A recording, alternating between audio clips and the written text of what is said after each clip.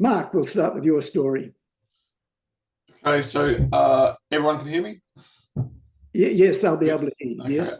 Yes, was it 2022? Late 2022, I was sent for a test and sort of diagnosed. So mid-December that year, about 6 weeks later, had surgery.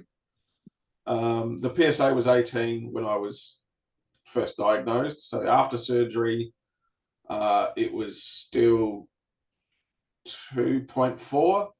So they started me on the hormone injections and sent me to the radiation oncologist. So I had eight weeks of radiation. So July, I had the next PSA test, and that was 0.04. So things seem to be on the right track.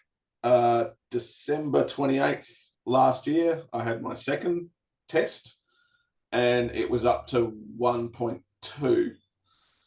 So basically over those 5 or 6 months, it had basically doubled once a month. I think it worked out to. So they wanted me to wait a month to the end of January and get another test. I lasted about a week before I rang the nurse and just said, I can't wait around for another week. This is driving me mad.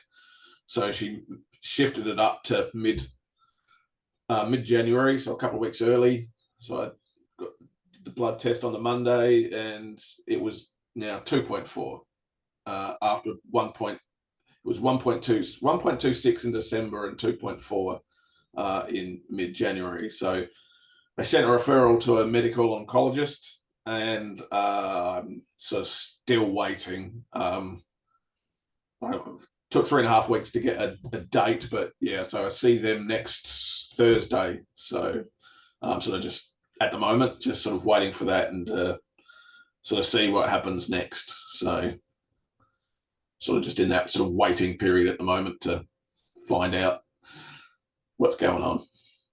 Right. Oh, Alan. Okay, so my guess is that the medical oncologist will recommend that you have chemotherapy. The first chemotherapy you'll likely be offered is docetaxel. That's at no cost on the PBS.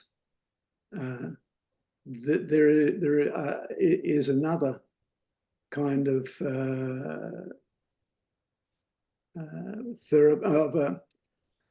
chemotherapy, which if you've got a lot of money, you can pay for.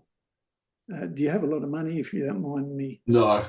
No. All right. So you're looking at that likely. He may also recommend genomic testing, that is looking at your genes, and he'll be looking for any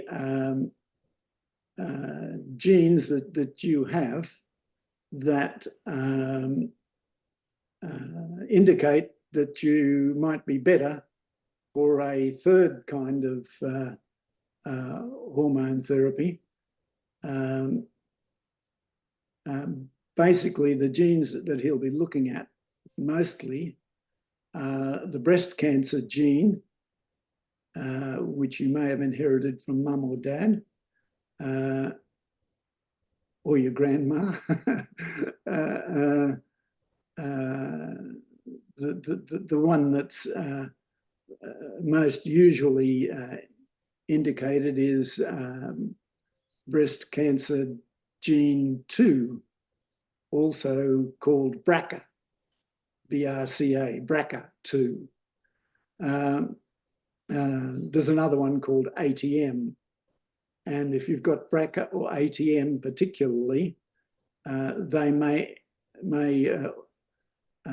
order this other kind of chemotherapy. But most likely, docetaxel and perhaps genomic testing.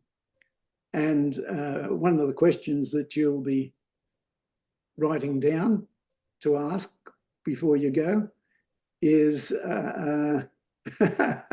sorry, I ask you for a pad, you had a pad and pencil ready, but genomic, Genomic. Thanks. Yeah, someone told me about that, but they said that like they generally, I was told they generally do it because it's obviously beneficial, but the chance of having that gene is like pretty low, but they just test in case. It's not extremely low. Oh, okay. So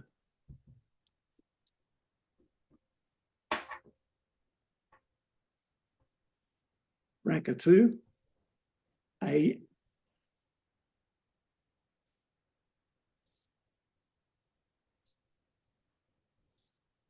So I've just posted those on chat. 2 more in the waiting room.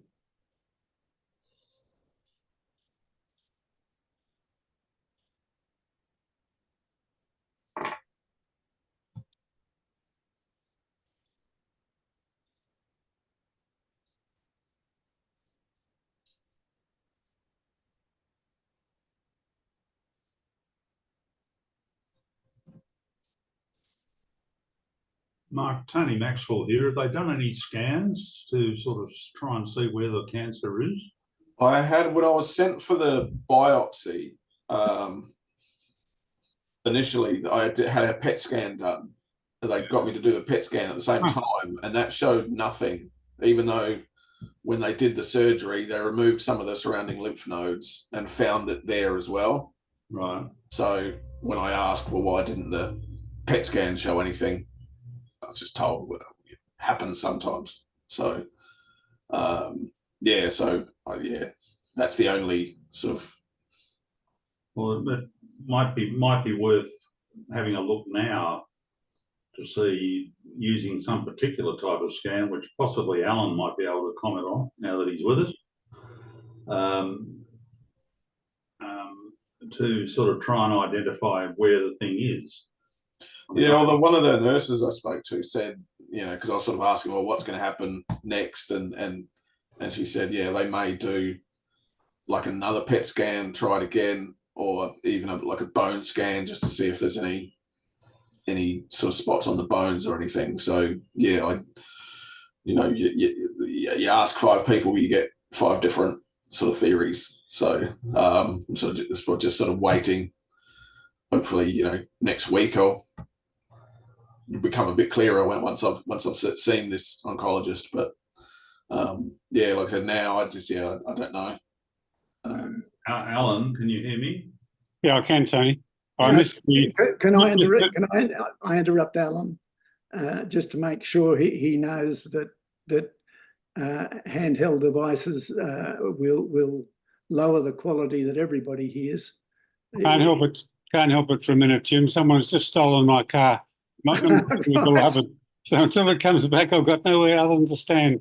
Okay, we'll just have to live with that. Okay, thank you. I have to. Okay, Alan, please answer. Yeah.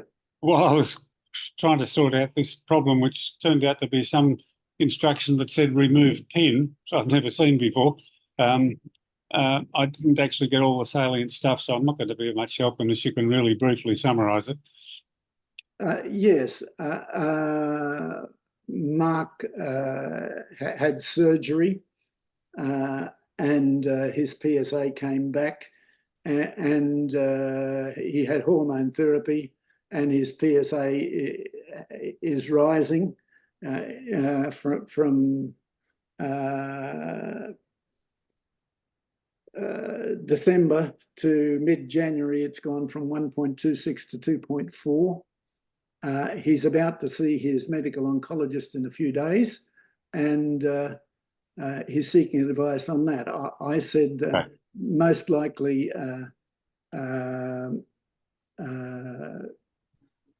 docetaxel, and talked about genomic testing, BRCA2 and ATM, and that he might ask his doctor about that. And Okay, got it. someone just asked him about scans. Right. Can Okay. I interrupt? So, Can I interrupt for a second? Yes, He Tony. also had radiation earlier on Oh, Yeah. sorry. after the surgery. okay. Okay. And was there extra capsular escape?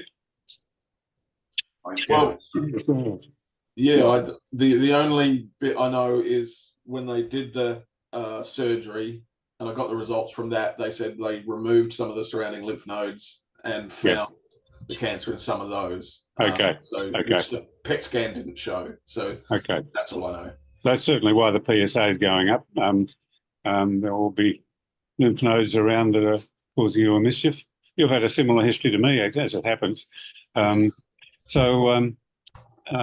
guess scan-wise, the PSMA PET scan is the obvious scan. That'll pick up, cancerous cells wherever they are, as long as they're detectable, and that basically means a tumour of probably 0.2 of a millimetre or thereabouts or more. That's the first question. The second one is you've probably got two options with systemic treatment. One is to, as Jim's already said, add docetaxel, and it's not too unusual for someone in your situation to be prescribed that at the outset when they start hormone therapy. It's pretty much standard of care nowadays. The alternative is that you could use Zytiga, which is also effective in that context, but you definitely need to intensify the treatment with one or other of those two, I would think. In terms of looking at genomics, I wouldn't be in too big a hurry or be too anxious about that.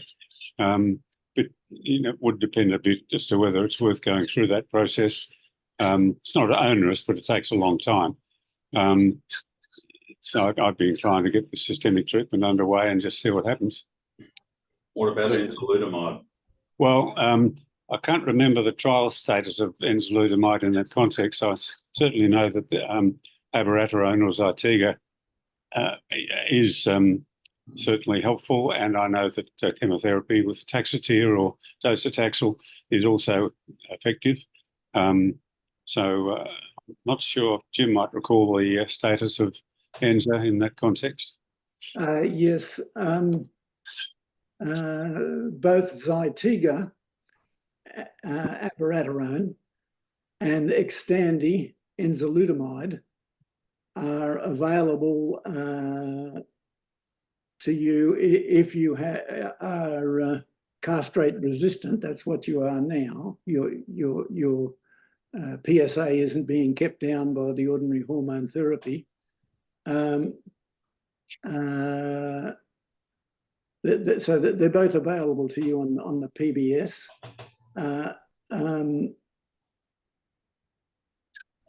Doctors often prefer Zytiga, abiraterone, because enzalutamide, they're worried about some side effects that it has, but all the treatments have side effects. And Rose, we've got the card. You've got the card, please. Can't start it. Oh. Well, Alan, no, sorry, mate. I've got two things going. understand. Hope you didn't hear my expression. We got it well recorded. Right. So in answer, Zytiga or Zytiga, abiraterone, or Xtandi, enzalutamide are both available. With abiraterone, you have to take a steroid, and other health issues may indicate that that's not a good idea, and enzalutamide might be better for you. It's a pretty low dose steroid. It'd be prednisone or prednisolone, and most likely the dose is quite low. It's about 5 milligrams only, so I wouldn't be too hung up on the side effects of that. But kind of depends on the preference of the oncologist. And I've certainly you've got 3 candidates to raise with him to intensify the treatment. PSA certainly going up more rapidly than you'd want to see. Definitely appropriate, in my view, to intervene with some intensification. I'm not a doctor, of course. No, well, when I first got the test result in December, and I asked sort of, what next? I think the nurse, they were the sort of the 2 options. She said she thinks, it'll probably be either one of or both chemo or the Zytiga she mentioned. So yeah, so they're the 2 that we've got both. There's a lot of trial support for both of them. Obviously, the National Health would be happier with the docetaxel because it's cheaper, but they both work effectively. Slightly different side effect profiles, but you're relatively young in the scheme of things. So they keep telling me. Most people don't suffer too much, particularly at the early stages that you're at. My thoughts on it are that Zytiga or, chemo is an option, but Zytiga or enzalutamide would be possible ways to go. Keep in mind that there's a wide range of response rates across the population for each of those. Alan and I have been very, very fortunate that we've had, 8 or 10 years of benefit from Zytiga in the case of Alan and enzalutamide in my case. But we're at the upper end of the response spectrum, if you like, for different people. So some people get very little benefit and others get a huge amount of benefit. The other things would be, as I said, getting some more sophisticated scans done to try and establish where the cancer is now might be useful. And I also got benefit from having a stereotactic radiation done on mine recently. And that's a high-powered radiation to a very small area. And that depends on where the cancer is and whether you can tolerate that after the radiation you previously had. So there's a number of questions there. It's a pretty wide open field, I would suggest. And I'd push the medical oncologist to go through as many options as he can offer to you.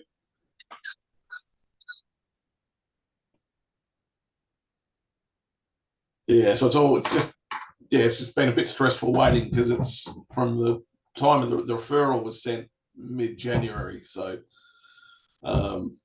just sort of sitting around, just sort of waiting, just sort of almost like counting the days and okay, there's the PSA's up another, just sort of doing the math. So yeah, it's like, thankfully there's just a week to go until I see them and can get some clarification and find out what's going to happen. But yeah, keep in mind the best reliever, Mark, is exercise. So if you're feeling like that, take yourself off for a bit of power walking or something. It really does help. The other thing, when you're talking to your oncologist or GP, if you've started recently on ADT or hormone therapy, you should ask about getting your bone density checked if you haven't already. It does tend to knock your bone density around, and you may need calcium and vitamin D, and that sort of is a good idea anyway. So just keep that on the list as well. Oh yeah, well, I've been on started February, so last year, so I've been on it for about a year now. Just had my year anniversary injection, so yeah. But yeah, I should get bone. Yeah. Well, bone density check matters, so just make sure someone's given you an order. Yeah, I had that checked a couple of years ago, but that was because I had a kidney stone and had to have a parathyroid thing removed. So yeah, it showed it was a tad low. But yeah, well, it's likely to get even more tatty. So just keep an eye on it. Any other questions or comments for Mark?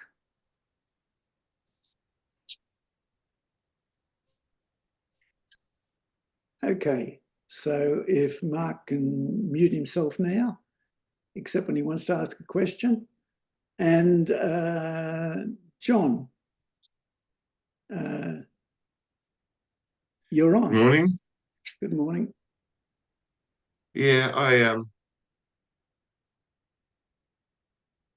I'm sort of at the next stage of what Mark was just talking about. I spent 2 years on ADT, and I became castrate resistant to that. I went on to abiraterone about 2 years ago, and my last results were not good, and my PSA started rising. And my oncologist put me on a higher dosage steroid in the hope that that might give me a couple of more months out of abiraterone. And I guess my call today is a couple of things. The higher dosage steroid is not, I don't deal well with steroids. It makes me very speedy. And in particular, I'm having terrible insomnia as well as a bit of weight gain. But weight gain, I know, is my responsibility. I just need to eat less. But the insomnia is quite difficult. I intermittently will take a sleeping pill just to get a one night's sleep. But I was wondering if there's any of the guys had any thoughts on that. Jim here first. The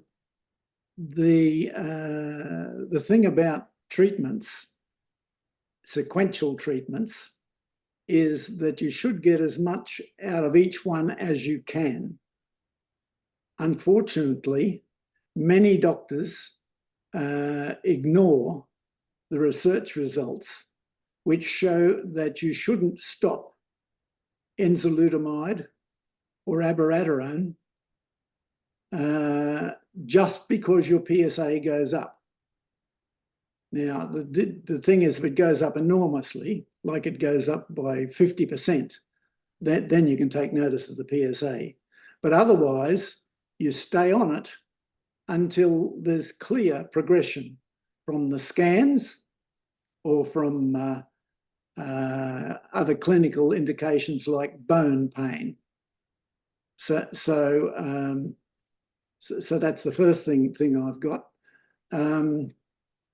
It went from 0.6 to 2.5 in 3 months. So Alan will now contribute, probably. Alan? Just unmuting. Yeah, that's a significant rate of increase, that's for sure. If it doubles in 3 months or less, it definitely is time to do something different. It's just a matter of what treatment to try, and you could look at whether you get a different. Well, this is up to the oncologist, but you could consider talking to him about is it worth trying, maybe 6 rounds of docetaxel in place of the one you're using, the Zytiga, or even both. There is a new ADT treatment now available called darolutamide. I can't remember its everyday term, but that's oncologists will know it. Darolutamide appears to work a little better than other ADTs like Zoladex or Lucrin, even a bit better, I think, than those. So it's worth. Sorry, I got that slightly wrong. It's worth using that in conjunction with Zoladex or Lucrin or triptorelin.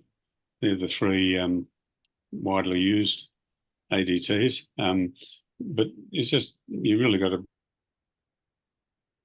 get around with the oncologist. You obviously need to intervene. Have you had a PSMA PET scan since the increase?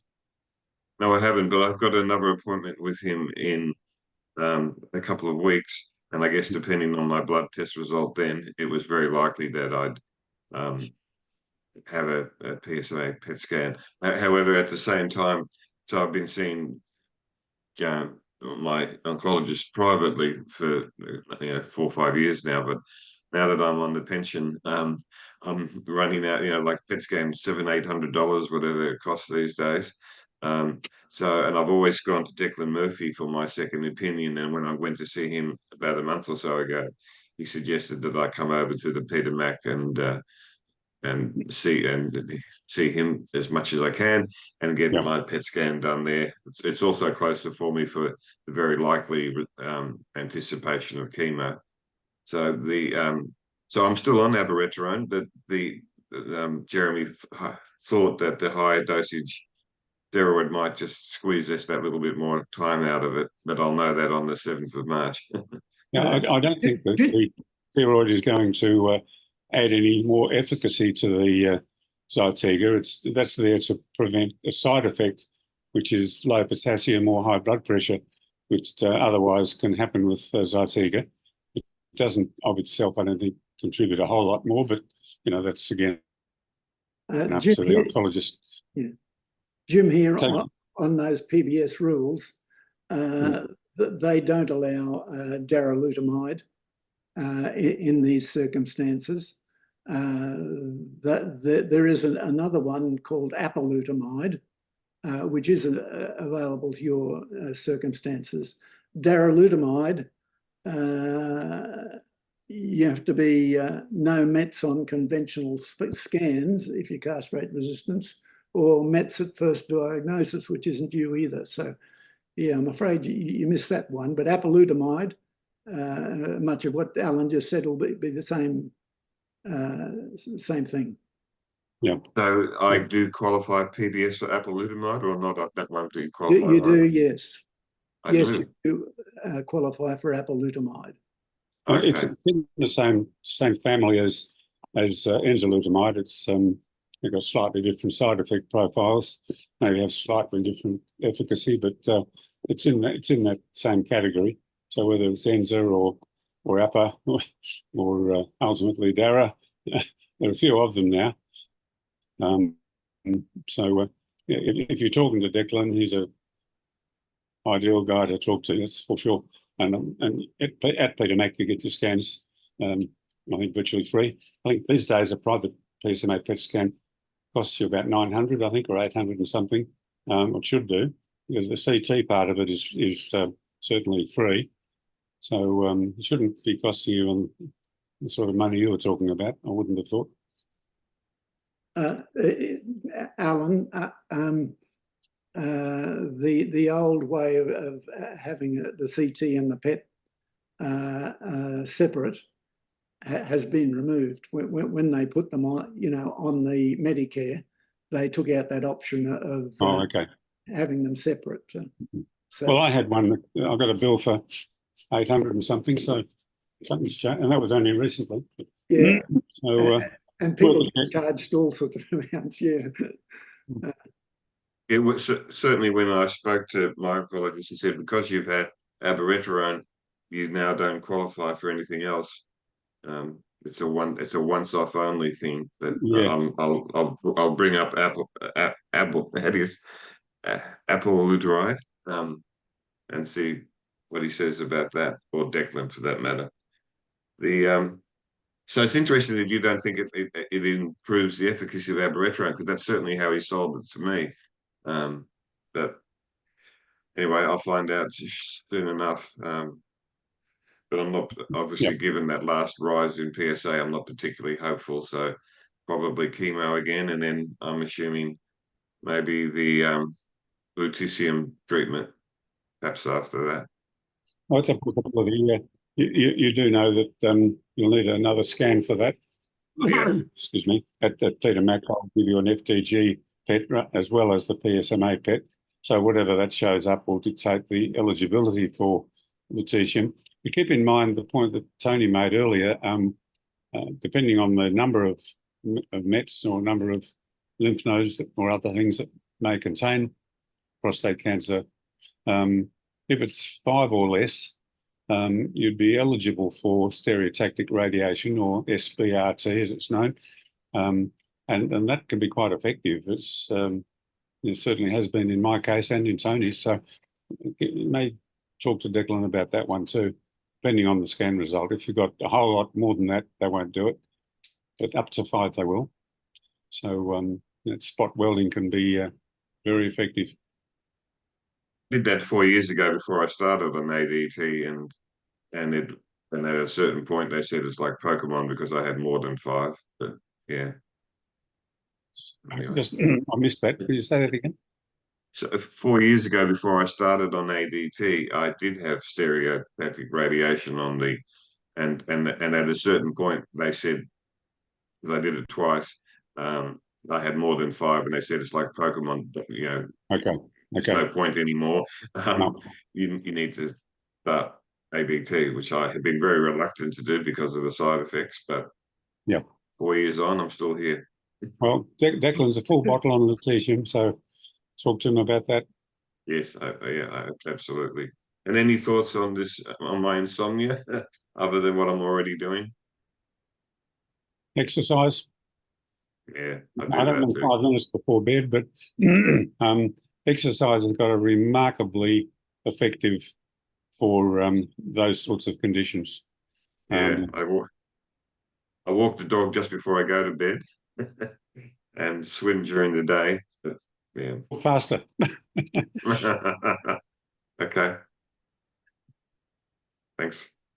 It shouldn't be just before you go to bed too. I mean, your body has to cool Yeah. down, but yeah, it really does Yeah. help.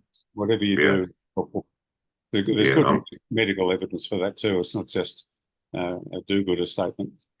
No, look, I've been doing exercising my whole life, so it's not a big shift for me. I'm a big believer. Yep. Yep. Any more questions for John or comments? Okay, so John, sorry, Mark. Thanks, guys. Mark, you have to unmute yourself. Mark, we can't hear you. Jim, I may have to bail out shortly. Just I Okay, will. Alan. Okay.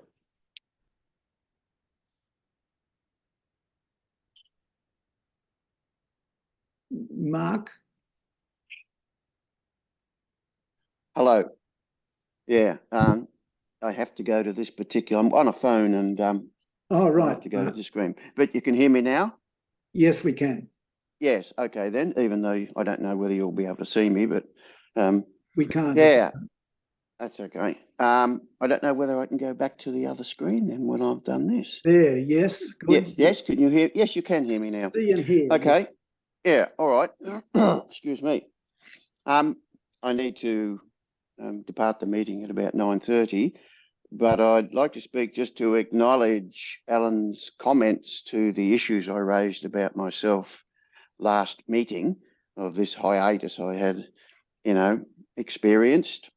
So since listening to your words and your suggestions, and particularly that statement you made, Alan, of beware the slippery slope, or something quite similar to that, I've joined a Good Life gym, and I have engaged a exercise trainer. So I do 2 classes of Pilates at the gym each week, and then I have 1 exercise session with the trainer.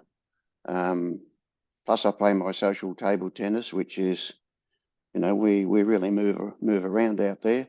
It's table tennis, not ping pong. Yeah, and I've been more enthused to get up and actually do my morning walks, which I used to do for around about 45 minutes to an hour. And I do feel better for it. I feel, what's the word? Connected to my efforts of promoting my health through exercise. So I really do acknowledge and thank you for your input, your contributions, and your challenging statements, Alan. We'll communicate that to Alan. He had to leave the meeting halfway through. Oh, okay. So you heard the start of it, and we'll tell him about the rest of it. Yeah. No, I'm very grateful. Other than that, I tolerate my medications of Eligard every 3 months and Zytiga when I wake up an hour before breakfast. Dulax, which is, I think it's called Dulax. It is to help assist in shrinking the prostate. And there's another one that I take. It's a calcium tablet, plus prednisolone. So that's my regime of medication. Fortunately I tolerate those medications well. My body does. And the ongoing challenge for me is managing my blood sugar level with type 2 diabetes. So that's, but I just wish to acknowledge the support that's been offered through these meetings. So thank you very much. Thank you, Mark. One thing you might consider is that vitamin D helps get the calcium to your bones.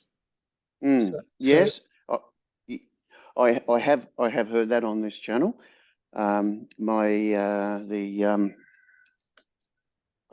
What's she called? Endocrinologist asked for that to be included in my script, and he said, look, you got enough vitamin D in your system, so you don't really need to take vitamin D supplementation. But if I were starting it, I think they've also heard through this forum that it's best not to take calcium and vitamin D at the same time, but to space them opposite ends of the day or something like that to assist the absorption. I'm going to have a bone mineral density test in April, a follow-on, and it's my endocrinologist who is actually prescribing this for me. And interesting that he's concerned about, he's interested in that aspect of my health. I don't hear any of this sort of stuff from my oncologist except to take the supplement. Yeah, but anyway, through the spectrum of healthcare I've got and a support team, I suppose it is real medical support team. I am hearing this advice and that from through the various channels that I use. Yeah. Okay. Yeah, but thanks, Jim. Yeah. Any questions or comments for Mark? Okay. If you can mute All right. yourself now, Mark. I will. I'll be leaving soon. Okay. Thank you. Fine. Tony Sheehan, you've got the call. Hello, can everyone hear me? Yes, we can. I've just got a quick question on the recent Zoom meeting that was held at the beginning of February called Bringing Lutetium to PSMA Earlier. Unfortunately, I wasn't able to attend that, so I was wondering whether anyone had any comments on what came to light from that meeting.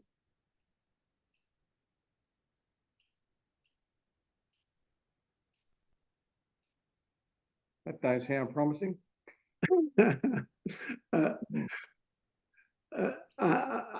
Unfortunately, that meeting won't be published because of a technical problem. Bloody technology. Don't use bad language on the channel. Well, I did refine it and say bloody, didn't I? Yeah. I tell you what, Tony.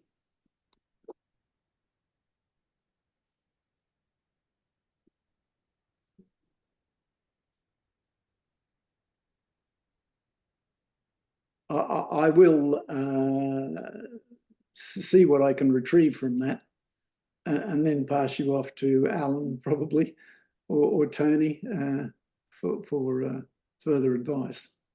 So sorry I can't help you more than that at the moment. Okay, I'll go with that then. Okay. Right, any questions for Tony? Okay, so anyone else would like to update their story or ask a question?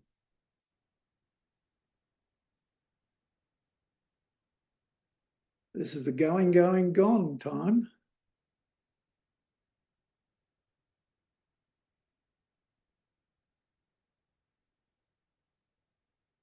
Okay, thank you all for your participation. Here endeth the meeting.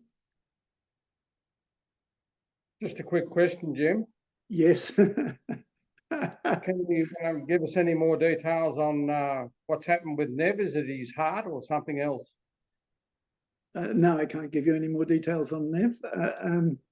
He just from time to time he becomes very ill. Is all I can say. And today's one of those days, and it comes and it goes. So I was with him at Ipswich local meeting on Wednesday. I was chatting to him a lot yesterday. We had a lot to go through. And then this morning, he's too ill to join in. So Watch this space. yes. Well, hopefully you never want to hear any more about it, and hope that it cures itself. But yeah, so yeah, sorry, I can't tell you any more. Okay, you can't say, you can't say. Yeah. So anyone else hears that Jim Marshall's told his bladder he can go and have another pee, that they want to say, stay. No, okay. This is the real end of the meeting. Cheerio, everyone.